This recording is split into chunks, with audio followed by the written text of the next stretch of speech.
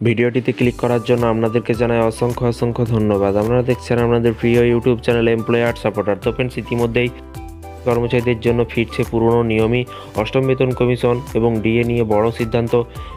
সপ্তম বেতন কমিশনের মেয়াদ কিন্তু 2026 সালে শেষ হয়ে যাবে। এই আবহে কেন্দ্রীয় সরকারি কর্মচারীরা বড় খবর পেলেন, মহার্ঘ ভাতা নিয়ে পুরনো নিয়মে কিন্তু চালু হতে পারে। কি সেই নিয়ম দেখে নিন। এখানে বলা হয়েছে, দেখতেই পাচ্ছেন, বাজেট অধিবেশনের আগে অষ্টম বেতন কমিশন নিয়ে বড় ঘোষণা করলেন কেন্দ্রীয় সরকার এবং এখানে বলা হয়েছে কেন্দ্রীয় মন্ত্রী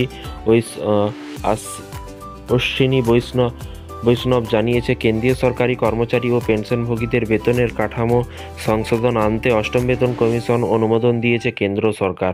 তবে অনুমোদন মিলেছে বলে জানানো হলেও কিন্তু কবে থেকে অষ্টম বেতন কমিশন কার্যকর হবে তার দিনক্ষণ এখনও কিন্তু ঘোষণা করা হয়নি। তবে শীঘ্রই সেটি নিয়ে আলোচনা হতে চলেছে। আর এই আবহে কিন্তু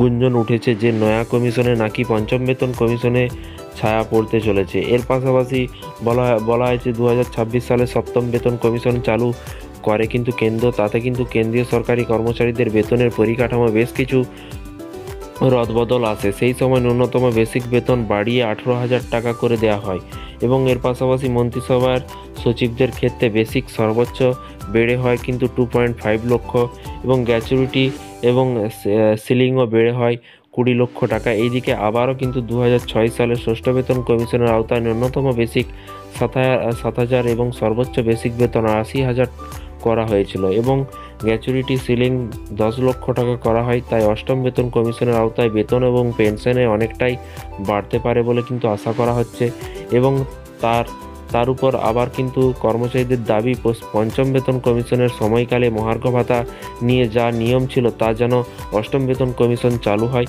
এবং কারণ পঞ্চম বেতন কমিশনের সময় ডিএ যখন 50% ছড়িয়ে গিয়েছিল তখন কিন্তু তা মূল বেতনের সঙ্গে যুক্ত হয়ে গিয়েছিল।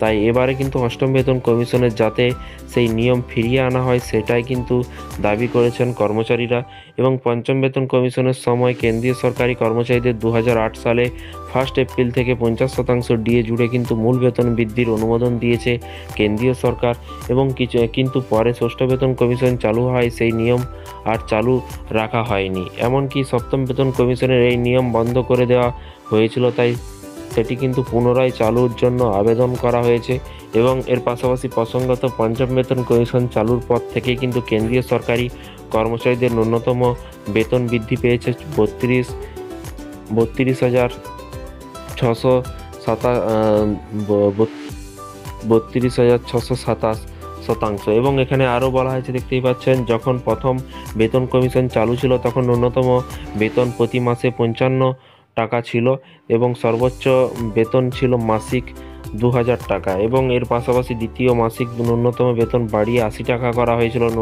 তৃতীয় বেতন বাড়িয়ে কিন্তু 185 টাকা করা হয়েছে। চতুর্থ এবং পঞ্চম বেতন কমিশন ন্যূনতম মাসিক বেতন বাড়িয়ে যথাক্রমে 750 টাকা এবং 2,550 টাকা করা হয়েছে এবং এর পাশাপাশি বলা হয়েছে ষষ্ঠ বেতন কমিশনের ন্যূনতম বেতন ছিল 7,000 টাকা। সপ্তম বেতন কমিশনের বেতন বাড়িয়ে 18,000 টাকা করা হয়েছিল। এবার দেখার পালা অষ্টমে ন্যূনতম বেতন কত দাঁড়ায় সেটাই কিন্তু দেখার পালা। শুধু সময়ের অপেক্ষা, যখনই নতুন নোটিফিকেশান আসবে এবং পশ্চিমবঙ্গ রাজ্য সরকারি কর্মচারীদের সমস্ত রকমের আপডেট, ডিএ, বেতন বৃদ্ধি যোজনা প্রকল্প, সমস্ত রকমের আপডেট পেতে অবশ্যই চ্যানেলটিকে সাবস্ক্রাইব করে রাখুন পরবর্তী নতুন আপডেট পাওয়ার জন্য। ভালো থাকবেন, সুস্থ থাকবেন এবং নিজের খেয়াল রাখবেন। Thank you.